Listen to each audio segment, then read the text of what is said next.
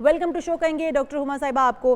Doctor Huma साहिबा, आप क्या समझती हैं इस तमाम तर वाक़े को? अब पाकिस्तान किस तरह से लीड करे, पाकिस्तान किस तरह से जवाबी कार्रवाई करे? क्योंकि हम देख रहे हैं भारत जो है ये तमाम शवाहिद सामने आ जाने के बावजूद भी कि पाकिस्तान मुलविस नहीं है, इसके बावजूद अपनी हठधर्मी पर बरकरार है। दरअसल भारत तो यकीनी तौर पर बैकफुट पे गया है, क्योंकि पाकिस्तान तो तवातुर के साथ यही कहता है कि भारत बगैर किसी सबूत के इल्ज़ाम लगाता है, लेकिन इस वक्त तो पूरी दुनिया ने टर्न होकर ये बात कही है कि चाहे ब्लूमबर्ग की रिपोर्ट हो, चाहे न्यूयॉर्क टाइम्स की रिपोर्ट हो, चाहे प्राइवेट कॉन्वर्सेशन हो, हर जगह यही बात कही जा रही है कि भारत के पास कोई सबूत नहीं है।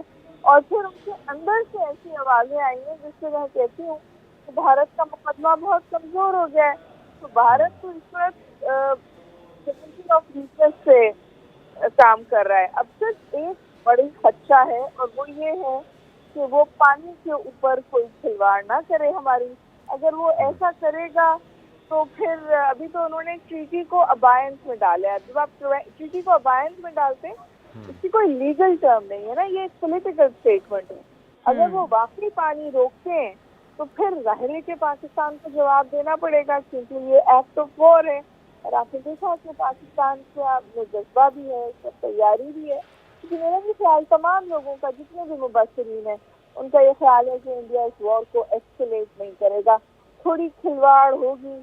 अच्छा, लेकिन एक चीज़ है डॉक्टर हुमा साहबा कि इस चीज़ के जिस तरह आप कह रहे हैं कि इम्कानात टल गए हैं गुज़श्ता रोज़ की जो डेवलपमेंट है उसके बाद, लेकिन जिस तरह से इलेक्शन की बात हो रही थी कि इलेक्शन में एज हासिल करने के लिए जो ये सेंटिमेंट्स हैं उभारा जाए और उसमें वोट बैंक को बढ़ाया जाए, आपको लगता है कि जो सुबकी का एक सिचुएशन बनी हुई है इंडिया के अंदर से भी रेजिस्टेंस आएगी और ऑल ओवर द वर्ल्ड जो रिस्पॉन्स वो चाह रहे थे उन्हें बिल्कुल नहीं मिला, सबूत देने से तो वैसे ही कासिर हैं, तो क्या फेस सेविंग के लिए कोई मिस एडवेंचर फिर भी करने की पोजीशन में है भारत, या बिल्कुल ही वो अब दीवार से लग जाएगा, उसको लग गया कि पता लग गया कि उसकी दाल नहीं गलने वाली?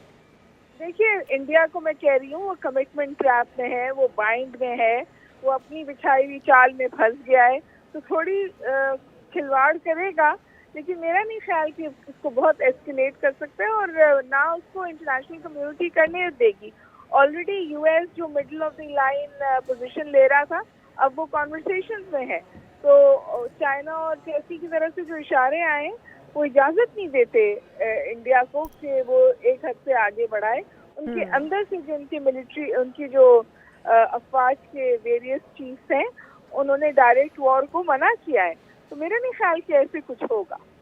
अच्छा हुमा साहिबा, मैं कल आप कह रही हैं कि बैकफुट पे चला गया भारत, लेकिन मैं कल इंडियन मीडिया को देख रही थी, उनके प्रोग्राम्स डिफरेंट निकाल के देख रही थी जो कि लाइव चल रहे थे उस वक्त, और उनका मीडिया जिस तरह से दिखा रहा है वो बार बार ये कह रहे हैं कि राफेल हमारे इस वक्त मकबूजा जम्मू कश्मीर की रैकी कर रहे हैं, मॉनिटरिंग कर रहे हैं, और राफेल को देखते हुए पाकिस्तान के जो फौजी तैयारे हैं या पाकिस्तान जो है वो डर के कहीं दुबक कर बैठ गया है। और फिर क्या मैं यहाँ पर थोड़ा सा कोट करना चाहूँगी पिछला वाकया भी, राफेल की बार बार बात करते हैं और साथ ही वो कहते हैं कि पाकिस्तान का दिफाई इतनी सलाहियत नहीं रखता कि वो भारतीय राफेल जो कि जदीद तरीन टेक्नोलॉजी के साथ लैस हैं उनका मुकाबला कर सके। क्या वो भूल चुके हैं जिस तरह से पाकिस्तान की एयरफोर्स ने भारतीय MiG-21 को अपने F-16 के थ्रू मार गिराया था सुखोई के अंदर?